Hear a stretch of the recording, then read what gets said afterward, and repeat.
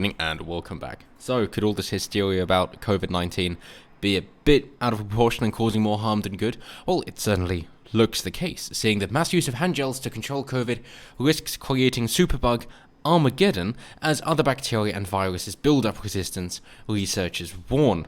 So you might be thinking, well then, David Icke and Piers Corbyn had a point with the rally that they amassed in London yesterday.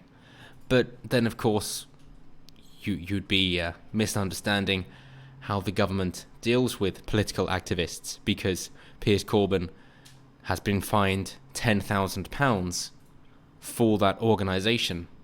And then you might be thinking, well, okay, so then the government is taking this very seriously, and if you do have gatherings of more than 30 people, then you're definitely going to get a £10,000 fine. And you'd almost be correct, because some organisers of illegal raves have been hit with a £10,000 fine, but of course, when it comes back to Black Lives Matter activists, and they say just a few hundred, but 300, which is more than 30, and even knowing the co-organiser Sassy Johnson, no such fine or arrests have been issued or made, which, I mean, is good news in knowing that they're not handing these fines out so much, because they shouldn't be handing them out at all. It's also good news in that it shows that Black Lives Matter is blown out of proportion as well, and is a useless movement because it's based on many, many lies, including here where they're having preferential treatment, and also that is being reflected by their so-called Million People March only having 300 people turn up. So, first thing, science. Dr. Andrew Kemp of the University of Lincoln says alcohol hand gel could allow other bacteria and viruses on our hands to survive and build resistance. Researchers says that there is currently no proof alcohol gel kills the coronavirus. The World Health Organization advises using hand gel if you cannot immediately access soap and water. So, as is the case with MRSA, the main super resistant bug, which is you go into hospital and then you turn out being more sick than when you went in, as used to be the case until medication and the advancement of medicine got to a point where people could help you out, but now it seems that you get more sick for going to hospital. Well, MRSA stands for methicillin-resistant Staphylococcus aureus, and methicillin is similar to penicillin in it being very widely used antibiotic, and when people overuse antibiotics, then they find that if you're using it for something that you don't need to, and people aren't continuing the course to its completion only when the symptoms stop, then what you'll find is there will always be a mutation happening amongst these bacteria or viruses, and therefore there will be a handful that are not killed off by the antibiotic or the antiseptic, whatever it is that's trying to kill it. And what you're doing instead is killing off the ones that do not have that resistance, which means you're then freeing up the food and the resources for those resistant ones to be able to breed and multiply and increase in numbers, and now they become the majority, and therefore the majority strain of the virus or bacteria is the one that is resistant to your medication to stop it. And this mutation then becomes, of course, the most successful one and spreads about as a different strain of this pathogen, which then leads to the future implications of the course of medicine to then have no impact whatsoever. The idea is that if you do follow through your antibiotic courses to their completion, then there'll be so few of the bacteria left that your body will be able to kill it off, because it is no longer a threat. But if you don't, then it will survive. And the same thing goes here, that if you're killing 99.9% of bacteria and viruses, which means you're still leaving about 10,000 left, then you're freeing up the food for those other ones that can now multiply much more rapidly. And if you're not killing the most deadly ones, then instead of them being starved out by the ones that can reproduce quicker and take the food, instead of that, you're now ending up with the more deadly ones being able to take you out. And that is what they're saying is happening here. So, by being so concerned about being so clean when we can't actually be that clean. It's impossible. You've heard of the boy in the bubble that was supposed to be kept clean from everything, and then first day in the real world died because he didn't have any natural immunity. That the same thing would happen here, that if you don't build up the natural immunity, then once you do come face to face with the virus, then you're going to die. And unfortunately, by overusing these things, then that is what is going to happen to everybody else. So it seems as if Piers Corbyn had a point. And when they're trying to say that they're claiming COVID is a hoax, it is very, very misleading. Because with a lot of people who are smeared as saying COVID is a hoax, they're not saying COVID is a hoax. They're saying that the response is overblown and that we needn't be so concerned of it, because if you look into the particular figures of what the individuals are talking about, then the statistics don't bear it out that it is such a reoccurrence of the Spanish flu from 1917. And that is the message that they're trying to get across, and we should be able to make our own choices freely in order to decide how restricted we wish to be and how free we wish to be. And when there's somebody who's in the target demographic for this to be killed, somebody who's 73 years old, then they're definitely putting their money where their mouth is. But government says you're not allowed to do that, not least because of the National Health Service. And I'm going to repeat myself, but again, that is partly responsible for why the British Empire got dissolved. But as Piers Corbyn tweeted out, we did it. 35,000 filled Trafalgar Square. Piers Corbyn, first speaker, electric crowd. Yesterday's COVID conspiracy is today's truth. Whistleblowing doctors and nurses. After end, Piers arrested under high-up orders under new COVID regulations, plus a £10,000 fixed penalty fine as organiser, held for 10 hours. StopNewNormal.net. I'll plug his site as well, why not?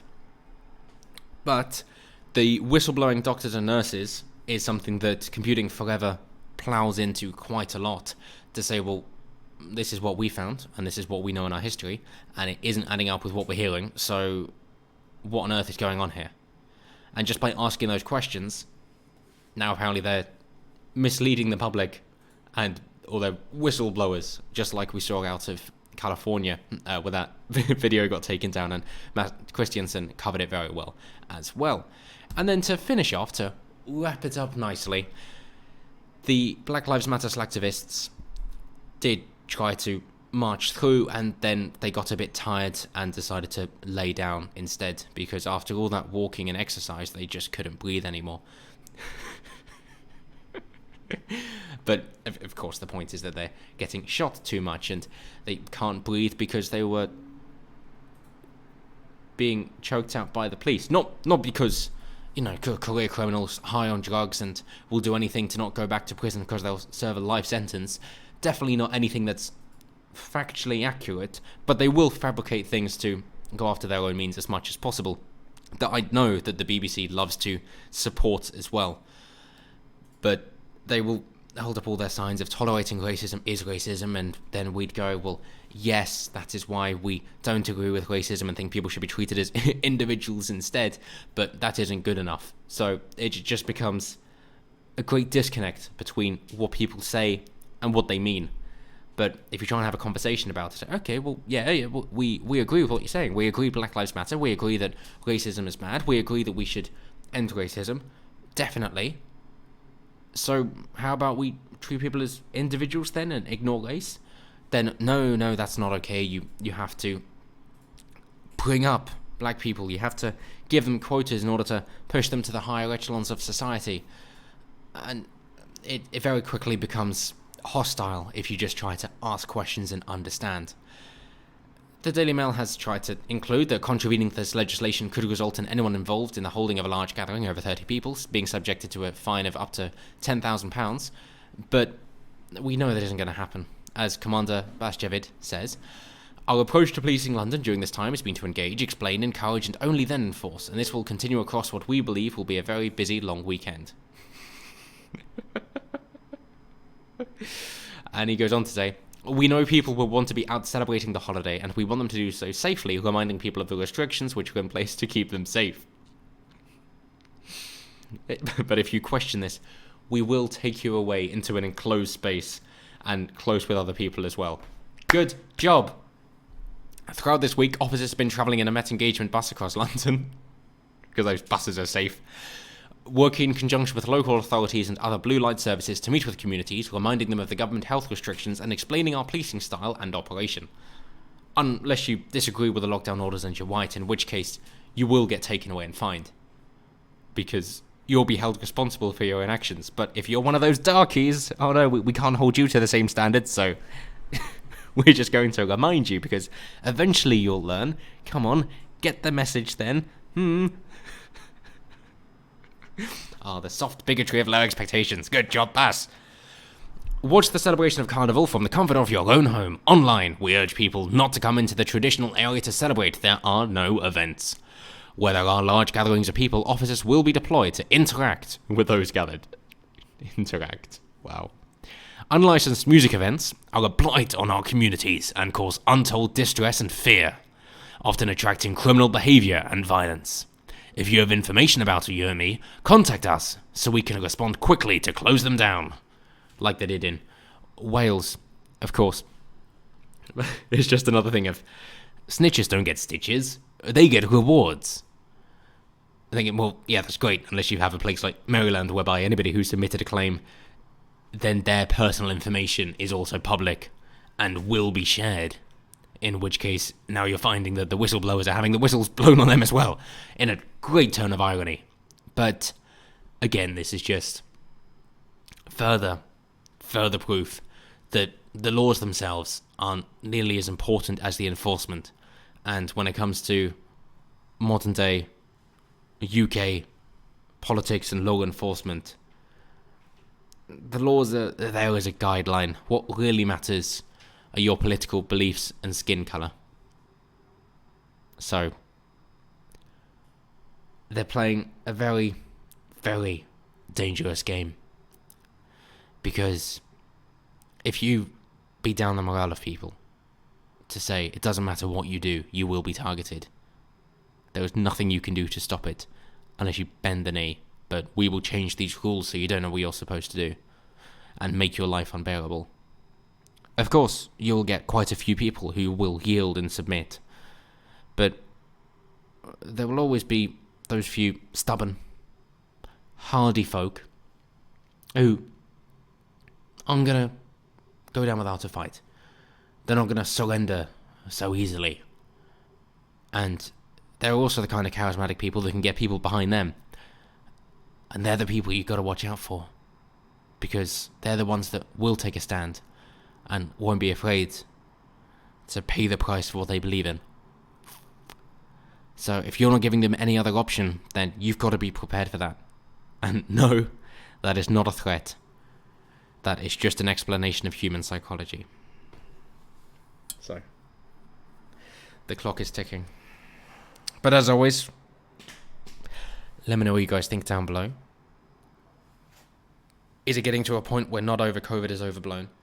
Not only are the restrictions overblown, but now the enforcement is overblown as well? Or am I wrong? What do you think of how the law is being applied in the UK? And most of all, as always, until next time, have a good one.